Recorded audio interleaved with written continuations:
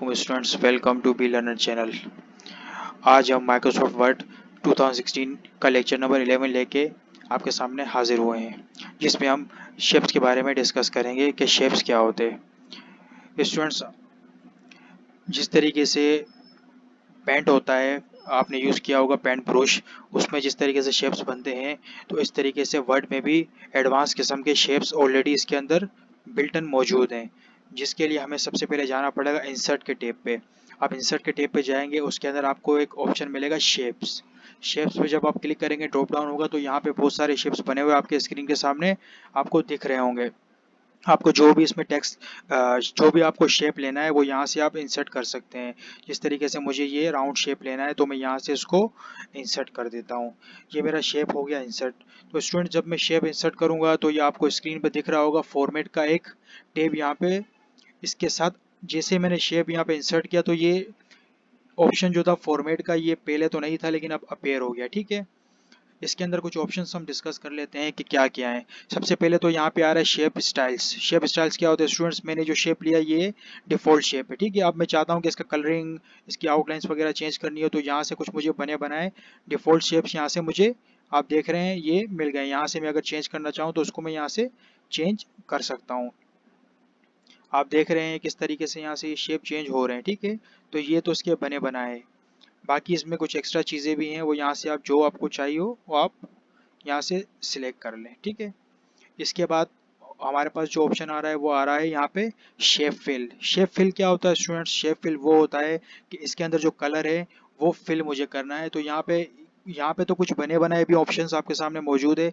अगर मुझे यहाँ से कुछ नहीं चाहिए, मुझे कुछ अपना शेप कलर बनाना है, तो यहाँ पे शेप फिल पे जाऊँगा, तो यहाँ से भी मैं इसके कोई भी कलर अपने हिसाब से सिलेक्ट कर सकता हूँ। अगर मुझे नहीं रखना तो नो फिल कर दूंगा। ठीक है, कोई कलर भी अगर नहीं रखना है या उसके अंदर कुछ टाइप करना है जैसे। और इसके बाद मोर फिल कलर्स है, ये कुछ कलर्स दिए हुए हैं।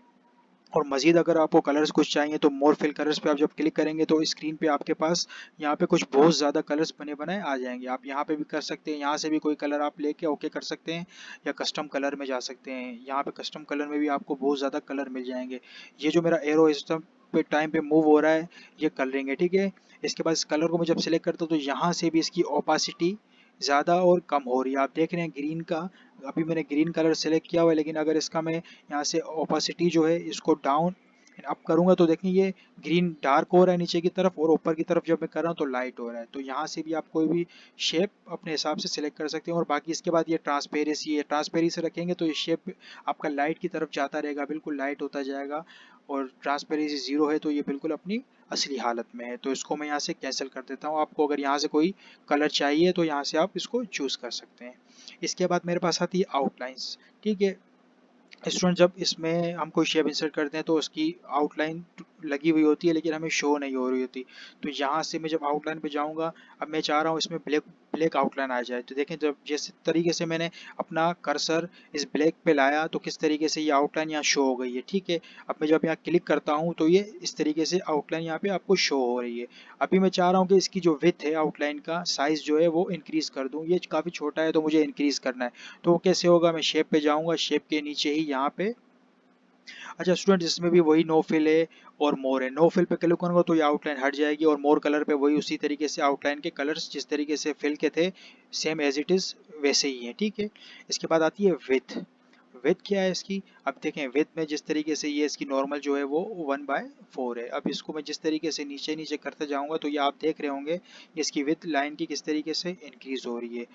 ठीक है, अब मुझे इससे भी अगर ज़्यादा चाहिए तो मैं यहाँ से फिर मज़ीद, जब उसमें मैंने क्लिक किया, देखें जिस तरीके से मैं यहाँ आउटलाइन पे गया और मैं वेट पे गया, और यहाँ पे मोर लाइन पे जब मैं क्लिक कर रहा हूँ तो मुझे 6 से भी ज़्यादा चाहिए ना, मुझे इससे भी ज़्यादा चाहिए। तो यहाँ पे एक लिमिटेड है, तो एडवांस पे जब मैं मोर लाइन्स पे क्लिक करूँगा तो यहाँ पे एडवांस बनी हुई आ जाएगी। तो इसको मैं कितने भी कर सकता हूँ, इसको मैं 10 भी कर सकता हूँ।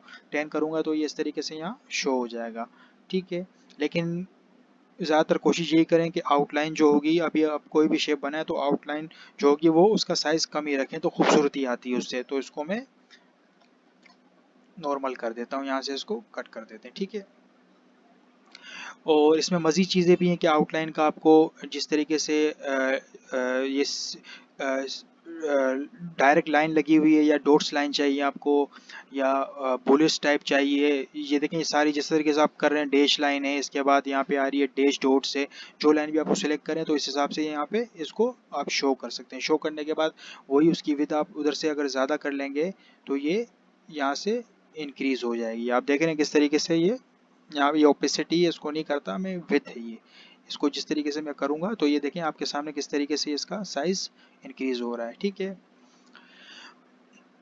इसके बाद मेरे पास देखें ये कुछ मज़ीद ऑप्शन है, आपको जो चाहिए इसमें से आप ले सकते हैं। अगला मेरे पास आ रहा है इफ़ेक्ट्स, शेप। अभी यानी कि मैं चाह रहा हूँ शेप थोड़ा 3D टाइप का बन जाए, ये नॉर्मल सा है तो मुझे इस टाइप का नहीं चाहिए, मुझे थोड़ा 3D टाइप का चाहिए। ठीक है, तो यहाँ पे प्रेजेंट्स में जाऊँगा, सबसे पहले प्रेसेट्स यहाँ पे जाऊँगा तो बने बनाए कुछ यहाँ पे आप देख रहे हैं किस तरीके से ये इसका लुक अच्छा हो रहा है। देखें आप, मैं जिस तरीके से यहाँ पे रखे जा रहा हूँ तो ये आपको माइक्रोसॉफ्ट का जो एडवांस वर्जन है उसके अंदर ये आपको फ़ायदा हो जाता है कि यहाँ पे ये आपको जिस तरीके से बने बनाए काफ़ी चीज़ें दे रहा होता है। ये पिछले वर्जन में भी था लेकिन उसमें इस तरीके से शायद ये शो ना हो, तो आपको क्लिक करेंगे तो आपको पता चलेगा कि इसका शेप क्या बन रहा है। तो इसमें देखें आप जिस तरीके से यहाँ पे लेते जाएंगे तो ये उस हिसाब से आपको शेप बनाता दिखाता जाएगा। देखें ये 3D है, जिस तरीके से यहाँ पे आउटर ग्लो है, इनर ग्लो है, लेफ्ट साइड है, ऑफसेट बॉटम है, ये सारी चीज़ें आप इसमें से यहाँ से जितने भी हैं आपको अपने हिसाब से जो सिलेक्ट करना है उस हिसाब से आप इसको सिलेक्ट कर सकते हैं।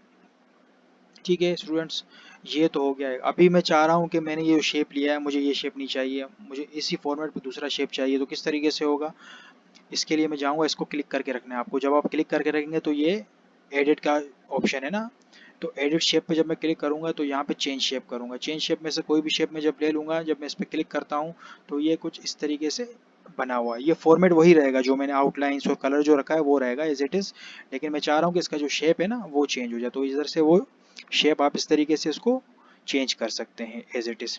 अभी मैं चाह रहा हूँ कि इसके अंदर मुझे कुछ लिखना है तो वो भी आप इसके अंदर लिख सकते हैं। यहाँ पे आप इस तरीके से इसके अंदर कुछ लिख भी सकते हैं। ठीक है, और इसको मैं ज़रा जूम कर देता हूँ। अब जूम कर रहा हूँ तो इसको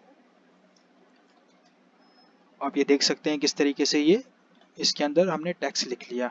अब मैं चाह रहा हूँ कि इसका जो टेक्स्ट का जो फॉर्मेट है वो इस तरीके से ना आए, इसमें थोड़ा अच्छा तरीके से लगे ये। तो इसको मैं यहाँ सिलेक्ट करता हूँ और यहाँ पे देखें, यहाँ पे एक और ऑप्शन है वर्ड आर्ट स्टाइल्स, ये बने बनाए स्टाइल्स हैं इसके अंदर से भी आप कोई भी सिलेक्ट कर सकते हैं। देख लें आप जिस तरीके से मैं इसको मूव कर रहा हूँ तो इसके अंदर ये आपकी स्क्रीन के सामने शो हो रहा है। यहाँ पे क्लिक कर देता हूँ मैं, और इसके बाद कुछ चीज़ें यहाँ पे बनी बनाई भी ऑटो हैं। ठीक है, ये भी वही काम करेंगी जिस तरीके से टेक्स्ट टेक्स्ट का जो फिल है, यानी कि टेक्स्ट का जो जिस तरीके से शेप का जो फिल था इस तरीके से ये काम करेगा। ये है टेक्स्ट फिल।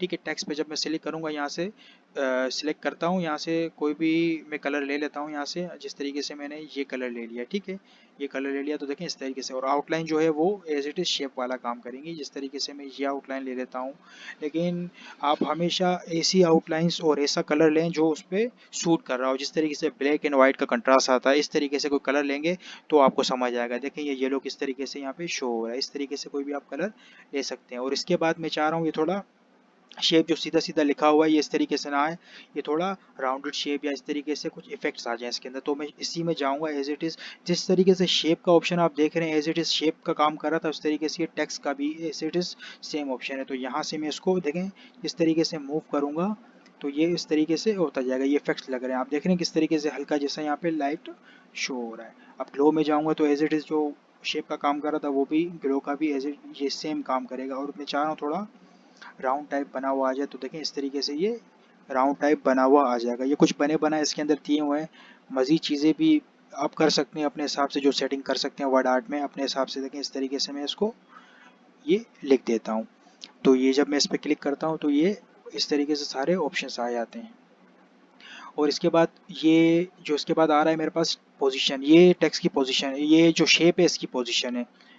तो इस पे जब मैं क्लिक करूंगा तो यहाँ पे हमारे टोटल कितनी, मैं पोजीशन पे क्लिक करता हूँ तो 9 पोजीशंस दे रहा है मुझे टोटल। ठीक है, अब देखें जिस तरीके से मैं इसको टॉप लेफ्ट बॉटम पे टॉप पे रख रहा हूँ तो ये इस तरीके से यहाँ शो हो रहा है। ठीक है, अब जिस तरीके से मैं इसको मूव करता जाऊँगा ये उस हिसाब से उस जगह पे सेट होता जाएगा। आप देख रहे हैं किस तरीके से ये इसके ऊपर सेट हो रहा है। आप जिसको जहाँ पे भी रखना है वो आप कर सकते हैं।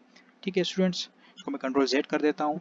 अभी मैं आपको एक और चीज़ बताता हूँ, बड़ी मज़े वाली। आपने देखा होगा अक्सर बुक्स टाइप होती है, जिस तरीके से साइंस की बुक है आपकी या केमिस्ट्री फिजिक्स जो भी है, तो उसमें अक्सर वो पिक्चर्स लगी हुई होती हैं, जिस तरीके से टेक्स्ट लिखा होता है उसके बराबर में पिक्चर्स वगैरह लगी होती हैं, तो वो किस तरीके से लगती है तो मैं आपको दिखाता हूँ किस तरीके से। तो यहाँ पे मैं एक रेंडमली टेक्स्ट जो है ना वो यहाँ लिख देता हूँ। ये आप लिखेंगे ना, ये ऑटोमेटिक जनरेट हो जाता है इसके अंदर। Is equal rand round bracket open और क्लोज करके एंटर करेंगे तो ये कुछ पैराग्राफ बने बनाए आपको यहाँ पे दे देगा। ठीक है, आप इसको अपने हिसाब से प्रैक्टिस के लिए यूज़ कर सकते हैं। तो मैं इसको यहाँ पे, इसको यहाँ से मैं कट करता हूँ, कट करके मैं लेके आता हूँ इसको यहाँ पे। ठीक है, यहाँ पे जब मैं लाया इसको कंट्रोल वी किया तो ये देखिए इस तरीके से ये इसके ऊपर अभी एडजस्ट नहीं हो पा रहा, इसके ऊपर आ रहा है। इसलिए हो रहा है कि यहाँ पे जब हम क्लिक करूंगा तो फॉर्मेट के टेक्स्ट में ही यहाँ पे आप देखेंगे रैप टेक्स्ट का ऑप्शन है। रैप टेक्स्ट जो है इस पे आप जब क्लिक करेंगे तो यहाँ पे बहुत सारे ऑप्शन आ जाएंगे। तो मैंने अभी रखा हुआ in front of text. In front of text जो रखते हैं हम, उसके लिए ये होता है कि ये शेप हमारा कहीं भी मूव हो सकता है, हम कहीं भी उसको यूज़ कर सकते हैं।